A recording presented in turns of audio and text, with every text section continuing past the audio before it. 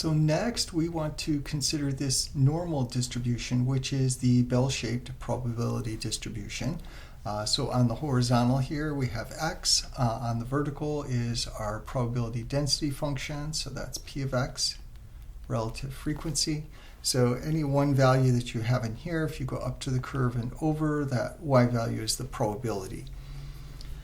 So some notes here, this is a bell-shaped curve. The normal distribution is bell-shaped, and because of that it is symmetric. So the right half looks like the left.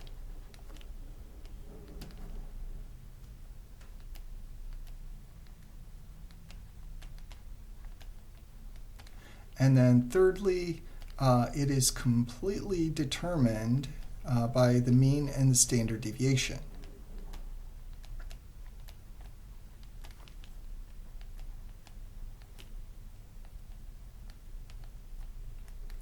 So the mean will be at the center of the distribution, and then almost 100% of the data will be within 1, 2, 3 standard deviations above the mean and 1, 2, 3 standard deviations below the mean.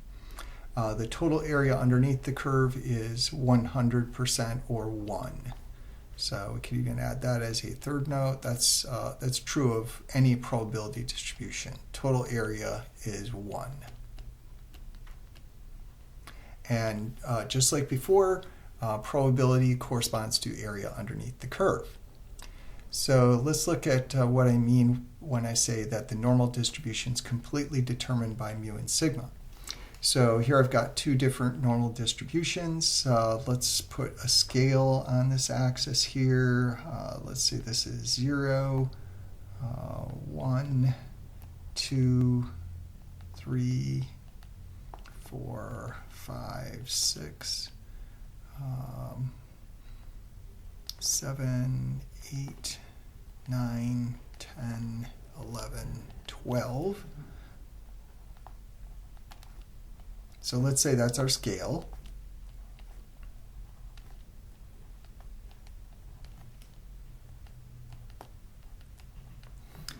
And so here for this distribution, the mean is equal to 2.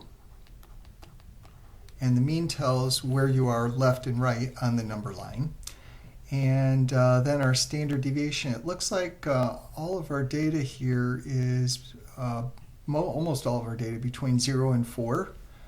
So we could approximate our standard deviation here. Sigma is approximately 4, and then we could divide by, again, 3 standard deviations below, 3 above, and 3 below. So 4 divided by 6. So 2/3, so this would be approximately 0.67 would be our standard deviation there. So that's determining the spread of the curve. So this one should have a bigger standard deviation. We can see the mean here is about 8. And then our standard deviation is approximately, so this data goes from about 5 to 12, or if you stretch it, 4 to 12. So 4 or 5 to 12. So it's approximately 7 to 8 units. Let's use 8 here. And then we divide by 6 standard deviations. So almost all the data is spread over 8 units. There's 6 standard deviations in there. So that's 4/3, which would be approximately 1.33. So bigger standard deviation, almost twice as big here. And you can see that this curve is about twice as wide as this one is. About 8 units instead of 4. Total area under here is equal to 1. And then total area under here is also equal to 1. So since it's spread out wider, it has to be shorter to maintain that constant area. Now, the probability distribution actually has an equation that goes with it. So the equation of the curves above looks like this: e to the -1/2 x minus mu over sigma squared divided by sigma over root 2 pi. So notice that our constants here, mean and standard deviation, are right in there. X is our variable, so that's our x-axis. So mean is your mu, sigma standard deviation, pi and e are constants. So e is the base of the natural logarithm, about 2.71.